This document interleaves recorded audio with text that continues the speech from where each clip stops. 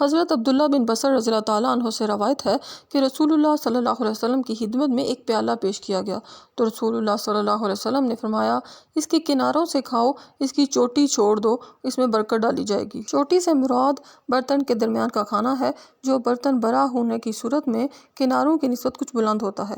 جب ایک برتن میں کھانے والے اپنے اپنے سامنے سے کھائیں تو اس حدیث پر بھی عمل ہو جاتا ہے، کیونکہ درمیان کا کھانا کناروں سے کھائے جانے کے بعد کھایا جاتا ہے۔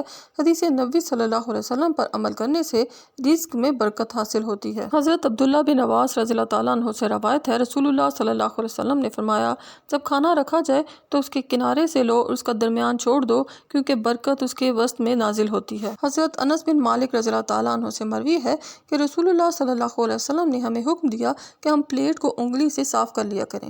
خاص طور پر آج کل کے ماحول میں جس طرح بعض لوگ برتن میں زیادہ کھانا لے لیتے ہیں اور تھوڑا سا کھانا کھا کر باقی ضائع کر دیتے ہیں، یہ انتہائی بری عادت ہے۔ اس سے کھانے کی بے قدری ہوتی ہے اور بلا ضرورت ضائع کرنا تبذیر میں شامل ہے، جس کے مرتکب کو قرآن نے شیطان کا بھائی کہا ہے۔